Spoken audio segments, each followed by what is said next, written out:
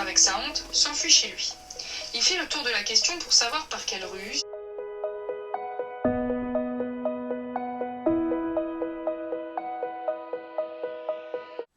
4 février, nous sommes officiellement à 1 mois des écrits du concours de l'agrégation et je suis officiellement en panique. On notera l'abus en termes de fèves, ma consommation de galettes. Ça y est, je commence à sentir le stress monter. Je dors de moins en moins bien. Le soir, je sais pas pourquoi, avant de m'endormir, je suis genre trop excitée. Il y a plein de choses qui me reviennent à l'esprit. Bien évidemment en rapport avec le concours, mais aussi en rapport avec l'après-concours. On sent que les choses s'accélèrent. En plus, dans notre promo, il y a des internes qui ont déjà passé leurs écrits. D'être dans cette ambiance-là, ça te met tout de suite face à tes obligations, on va dire. J'ai commencé mon travail de révision de citations. Généralement, ouais, je fais ça un mois avant, donc là... chaque jour, je révise les citations de une œuvre, sachant qu'on a 13 œuvres en tout. Et au bout du 13e jour, là on commencera à avoir de moins en moins de cours. Enfin, déjà là maintenant on a de moins en moins de cours, mais ça, les profs en fait font un peu chacun comme ils veulent. Et 2 semaines avant le concours, globalement, on aura très peu de cours. Et donc là je vais en profiter, je pense donc à la mi-février, pour relire intégralement tous les cours de littérature. Et en parallèle, j'ai déjà commencé à relire tous les cours de grammaire, ce qui n'est pas une mince affaire. Je suis consciente qu'il y a beaucoup de choses qui m'échappent encore et qui m'échapperont le jour du concours. J'essaie de réviser comme je peux parce qu'en réalité mon esprit est déjà ailleurs. Et en fait c'est le moment de l'année où je pense on sature tous un peu, même ceux qui préparent pas de concours mais qui sont en études.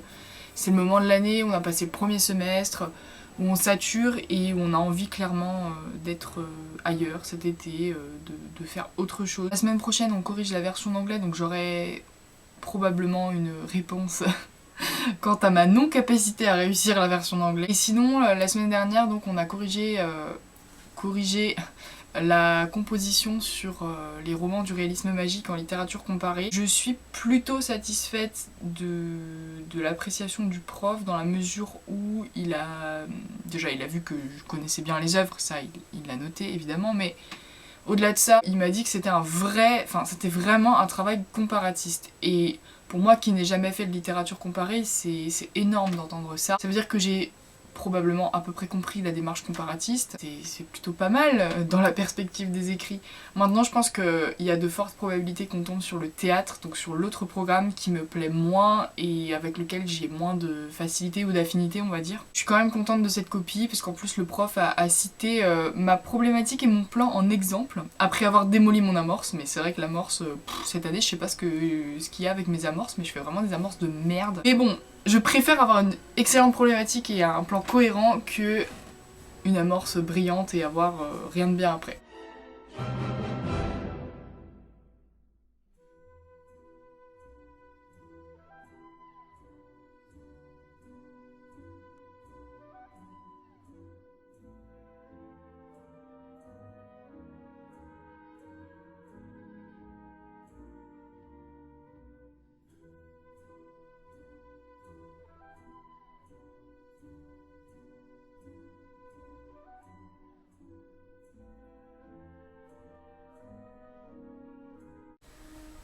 Hey vous! Les cours commencent légèrement à se finir. Je viens de recevoir la dernière dissertation. La dernière dissertation qu'on avait eu à faire sur les œuvres au programme. Vous êtes sur Baudelaire. Incroyablement surprise puisque j'ai eu la meilleure note de toute mon année en termes de dissertation. C'est monté un peu crescendo on va dire, et surtout j'étais très surprise parce que ça correspond pas du tout aux notes que j'ai eues jusque là. Enfin jusqu'ici en dissertation j'ai eu entre 10,5 et 13 sur 20 au maximum, incroyable, sur les œuvres au programme, sachant que 13 c'était la meilleure note de la classe, hein, je précise. Et là j'ai eu 16 sur 20.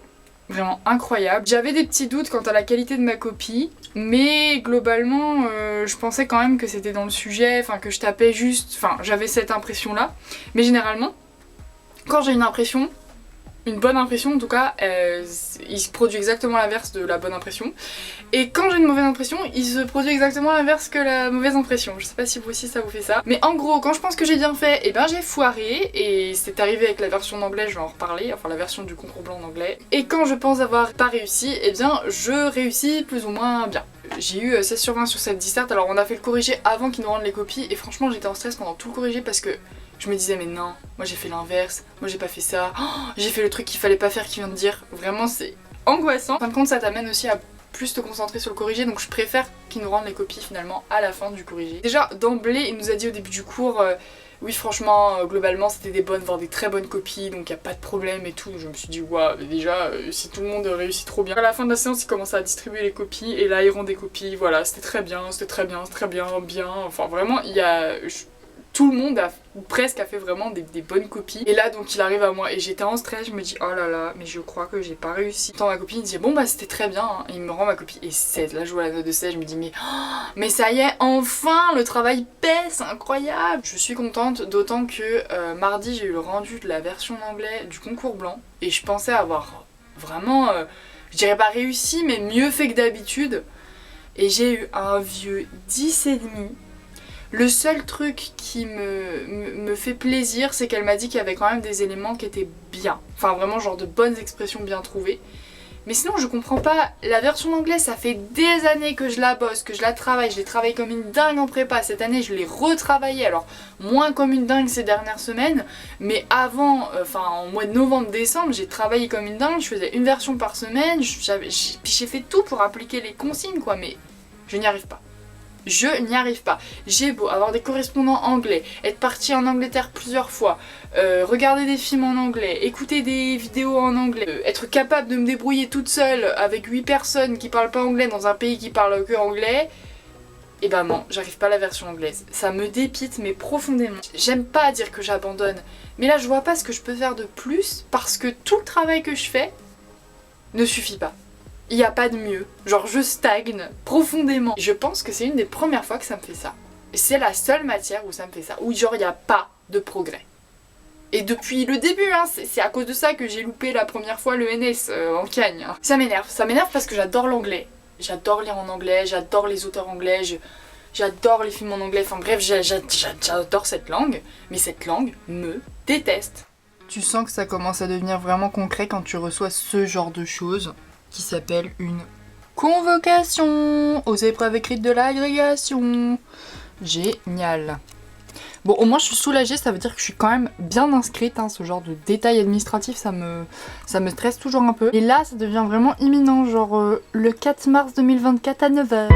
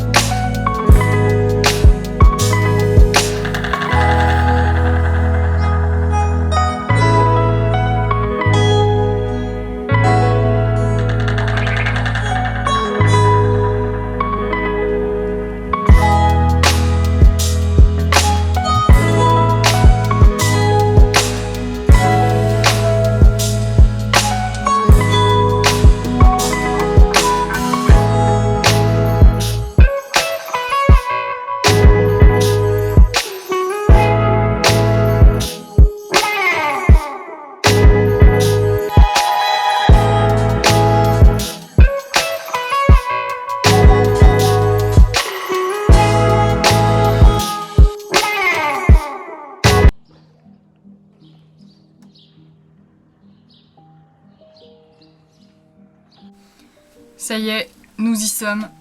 Dans une semaine, à cette heure-ci, précisément, je serai en train de gratter pendant 7 heures. Les écrits de la grecque, ça commence dans une semaine tout pile. On est lundi 26 février 2024 et le lundi 4 mars 2024, je signe mon arrêt de mort. Bon, je dramatise tout ça évidemment, mais ça fait trop bizarre de se dire que c'est si proche et qu'à la fois je suis si loin du but. J'aime pas trop cette période-là parce que je n'arrive plus à réviser. Et donc je culpabilise énormément parce que je fais autre chose. Ou alors je révise mais pas... comment dire, pas profondément. Je m'entraîne, mais c'est tout ce que j'arrive à faire. Et ça me prend vite le chou, enfin j'arrive plus à me concentrer au-delà de 2 heures par jour, ça devient vraiment compliqué. Alors que je vois tous mes camarades, les gens qui passent des concours s'exciter la semaine avant le concours. Et moi je suis en mode mais j'arrive pas en fait, je n'arrive pas. J'ouvre un cours, je me dis mais j'ai envie de le refermer direct. Donc il y a ça déjà. Et surtout, j'arrive pas à dormir, enfin je fais de très mauvaises nuits, je suis physiquement pas bien. Je pense que c'est l'angoisse, le stress qui joue aussi. C'est une période qui est profondément désagréable. Bizarrement, j'ai hâte vraiment de passer le concours parce que j'ai envie de ce soulagement. J'ai envie de me dire après, je me sentirais moins coupable en tout cas. De moins réviser parce que il y aura les oraux quand même, mais là le fait d'être sans cadre précisément, j'en reviens à mes premiers démons. Pourquoi est-ce que j'ai fait une prépa et pourquoi j'ai voulu aussi m'inscrire en prépa à Greg, c'est parce que toute seule je suis incapable de me motiver, de y arriver, de me bouger le cul, vraiment. Alors ce qui est cool c'est qu'avec un camarade de promo on a quand même réussi à se faire des sessions entraînement. En fait on prend un sujet que les profs nous ont proposé pendant l'année et on essaie de le travailler en proposant une introduction rédigée et un plan, puis après on se lit ça le lendemain ou le surlendemain, enfin on se réserve un créneau à la bibliothèque et on se lit ça, et puis je trouve que c'est très éclairant parce que l'autre a un regard aussi sur ce qu'on fait, et à ce niveau-là le regard de l'autre est vraiment précieux parce que il est capable de critiquer, mais dans le sens neutre du terme, c'est-à-dire dire ce qui va et ce qui va moins bien. Honnêtement, s'il n'y avait pas ça, je pense que je ferais pas grand chose et que je me morfondrais chez moi. Une fois n'est pas coutume, mais ce matin je me réveille et nous sommes en 29 février, ce qui n'arrive que tous les 4 ans.